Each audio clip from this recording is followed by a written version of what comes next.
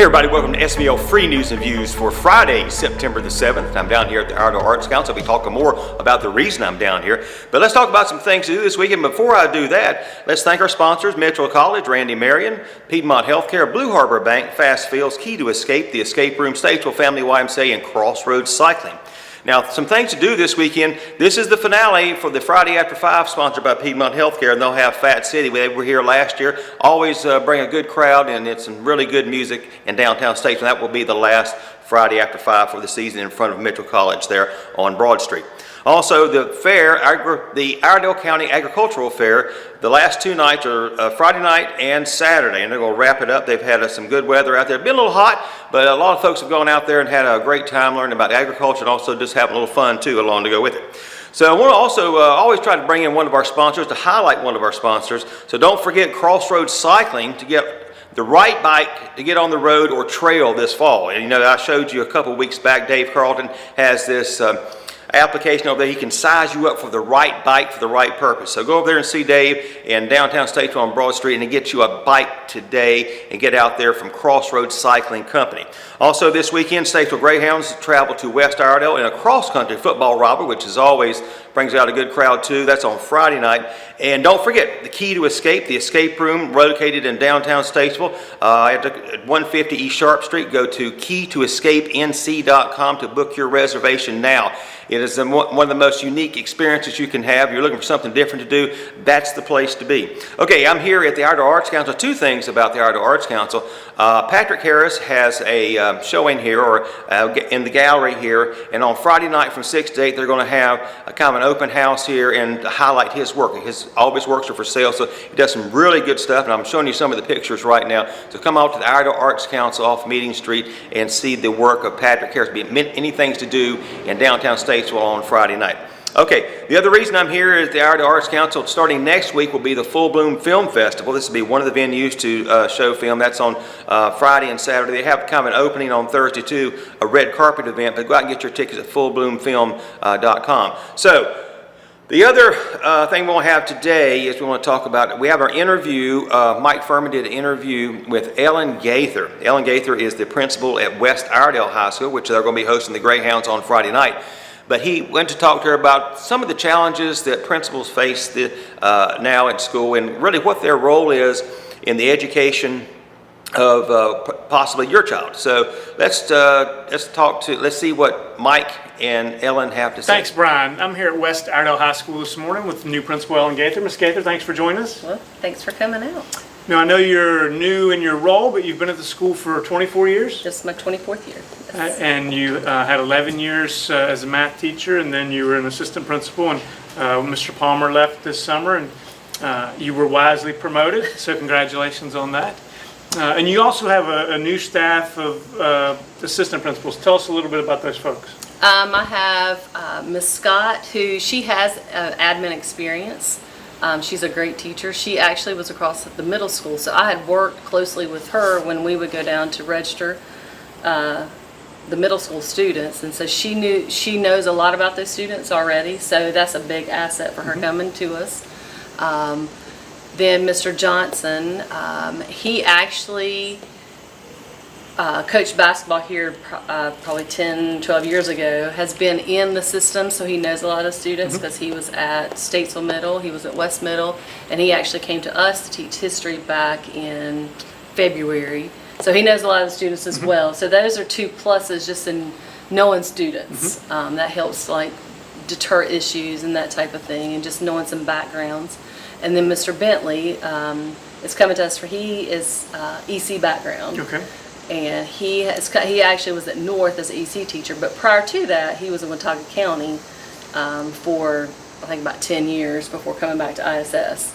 So his strong background in EC will help out in terms of making sure those students are getting those specific, their modifications and accommodations, those types of things. So we all have our little the information that can help out, and so that's a good component.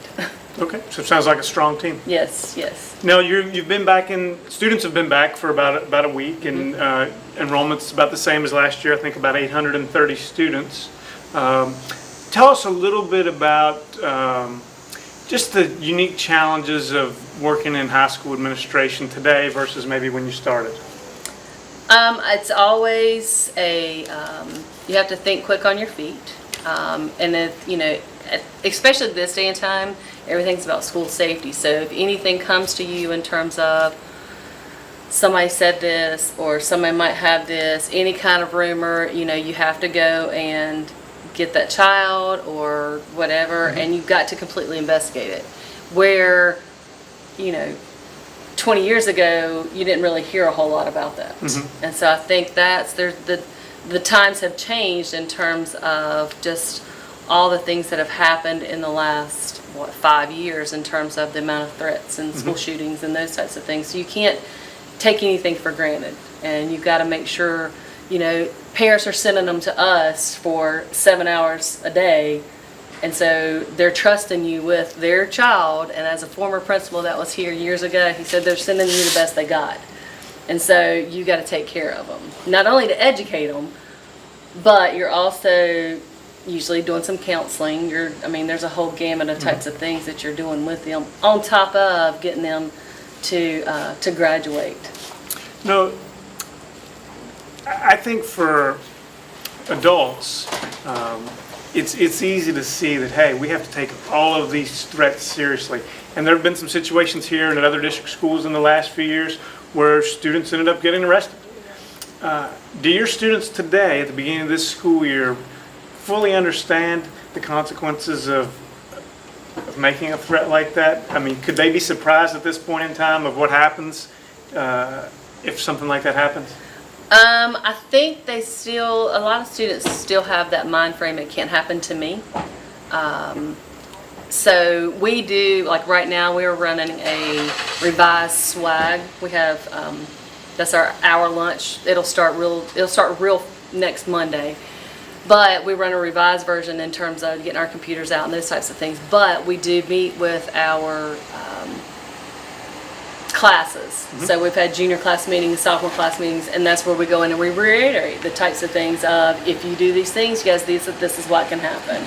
And just reiterating, grades, attendance, tardies, being able to drive, being able to play athletics, and just, getting them to remember that things, just because you think it's a joke, it's not a joke. Everything's taken seriously.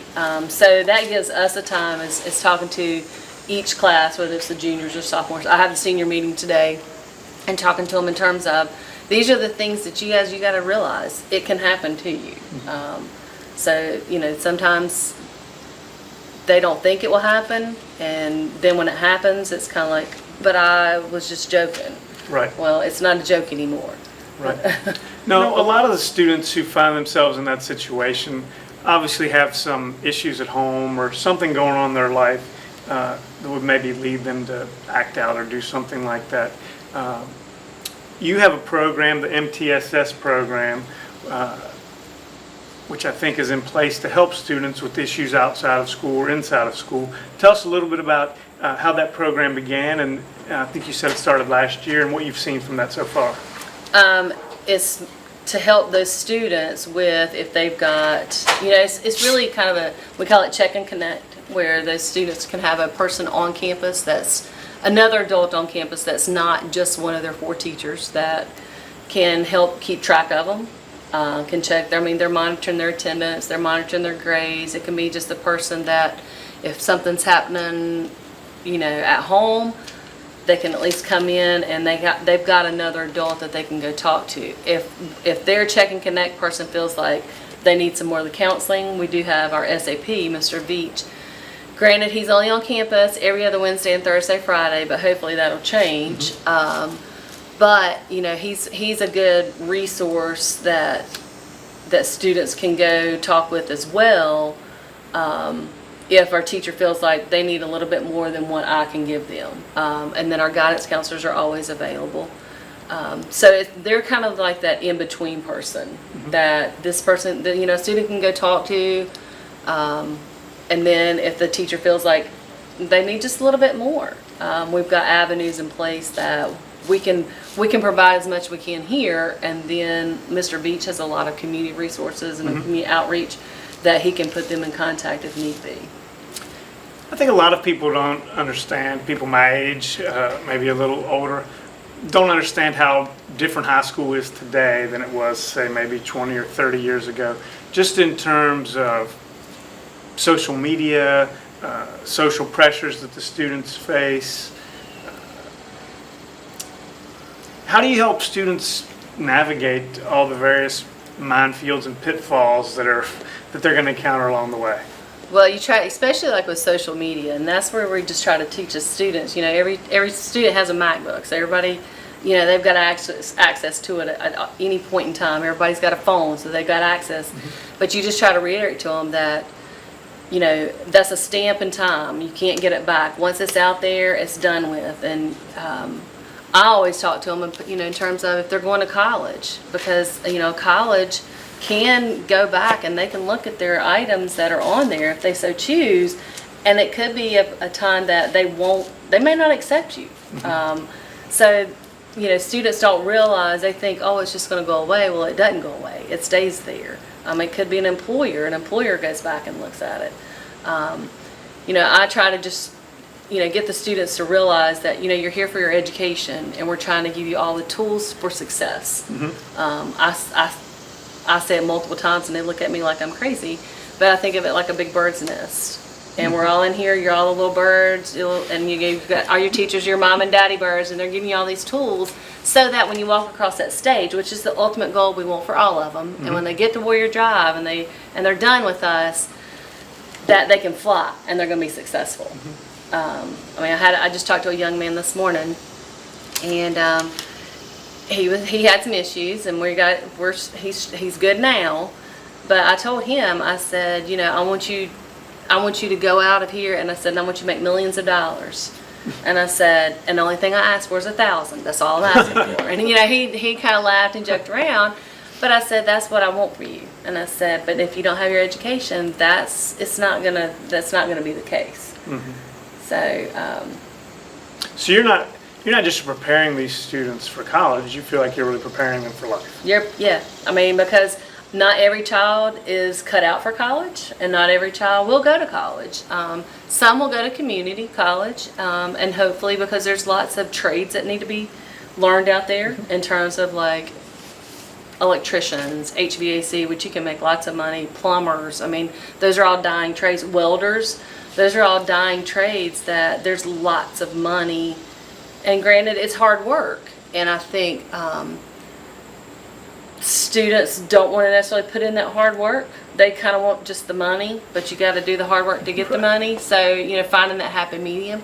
So, you know, we're having to prepare them for those, you know, getting the work skills, making sure that when they leave here that they're not just going to have to work at McDonald's for the rest of their life. Right. So the school year's off to a good start. I know you're looking forward to Friday night. You get a big football game here on campus. Statesville's coming to visit West. Mm-hmm. That's always a good rivalry in all sports. We want to thank you for taking the time to speak with us today, and we hope the school year goes well for you and your staff, and we look forward to visiting with you again soon. Well, thanks for coming out.